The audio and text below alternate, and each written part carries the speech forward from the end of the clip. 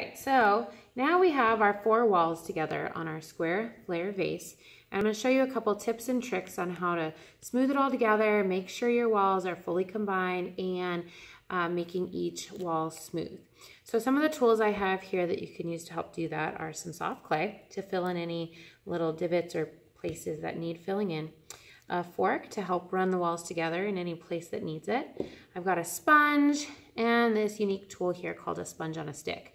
And there's about 5 or 6 of them for the class, and they're available on the detailed tools checkout table, so you can look around the room for these. But these help get into all the little cracks and edges and help smooth out some of those places that are hard to reach.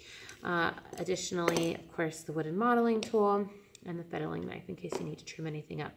So the one thing that I like to do once I get my 4th wall on, I'll look at it from a bird's eye view, meaning from the top, and I'll kind of just make sure the walls are even and nice and square. You could kind of adjust it as needed. When you feel like you have the right adjustment, I actually like to turn it over, and I like to use it, or I like to work with it on its top to be able to make sure some of the areas are all nice and even. It helps me get a little bit better leverage on each of the walls, and I feel like I could put a little bit more pressure on it in that way. So some of the tools that you could use to smooth out the walls are, of course, the sponge. Simply by running the sponge either up and down or side to side will help you smooth out any wall that needs it. Additionally, you could see here that there's a little bit of inconsistency. I could kind of tell where the bottom stopped and the wall began. Some things that you could do to sort of zipper those together and even them out. One thing you could do is simply take the fork and kind of run those walls together again.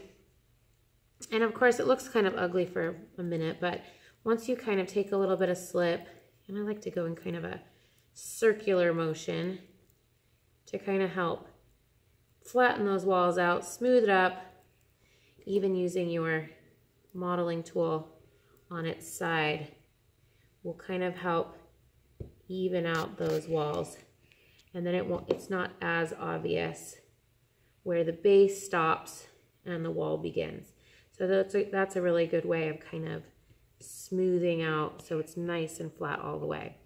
Let's find a wall that has a little bit of filling in needed. So over here, you could kind of see, hopefully, that the wall isn't on a perfect 90-degree angle, and there's a little bit of a divot here that might use some filling in. So very simply, you could take some soft clay, and we're gonna kind of patch it up a little bit.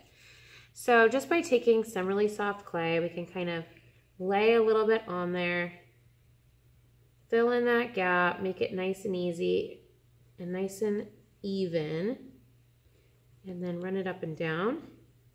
And you can see by doing that now, that edge is a little bit fuller and a little bit more even. So again, using those tools available to you, back and forth, a nice circular motion, and then maybe the sponge to even out those walls.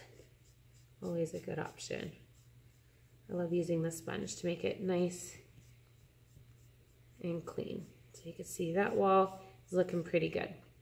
So you could rotate them around and make whatever adjustments you like, whether it be just smoothing it out, maybe it's adding a little bit of clay, maybe your 2 walls need a little bit of soft clay to make it nice and even.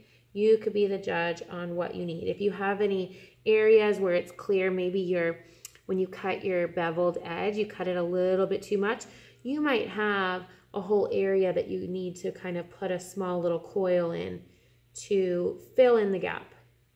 That's totally fine. Just make sure your clay is nice and soft, and you'll be able to kind of fill in any gaps as needed to make it look nice and even and pretty. So you'll want to do that all the way around on all 4 sides.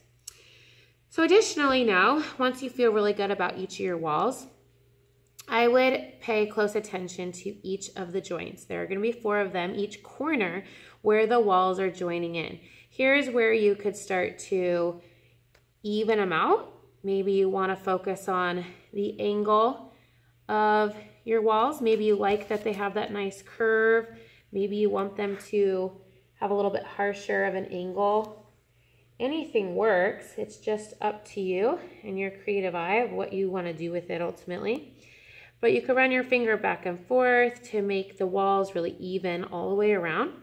One of the things that we're gonna wanna kind of focus on is making it nice and even. Sometimes even just tapping it on its top a couple times helps make it really flat and even, and then you could go in and detail it out a little bit. Maybe one of the angles is a little bit bigger or smaller than the other, and so maybe you want to add a little bit of clay. Let's say this angle needed more. You could simply just add in a little bit of clay and blend down and up, and sometimes then that will help make your walls nice and even. If you want them to be really pointy at the edges, of course, you could use your wooden modeling tool and work with that. And then last but not least, if you want to try using that sponge on the stick to try to smooth out the walls on the middle, simply dip that sponge on the inside. You may be able to reach in there too with a regular sponge, but this sponge on a stick does a pretty good job if you kind of run it around over and over and over again. Just draw it up side to side, get down there in the bottom, and that will help you kind of smooth out those walls as best you can.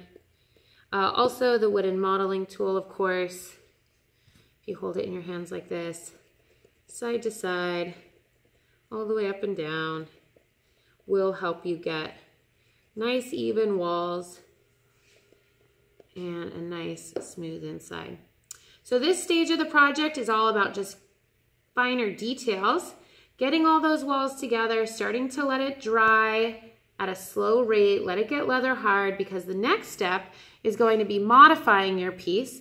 Maybe you choose to do piercing, which is simply cutting through the surface of the clay. Maybe you choose to modify it. Maybe you want to cut the top to have a unique top. Maybe you add sculpturally three-dimensional objects to the surface of the clay. Maybe you want to do some sort of carving. You get to be the artist here once you get your project all together. And the biggest thing truly is making sure you wrap it appropriately at the end of class.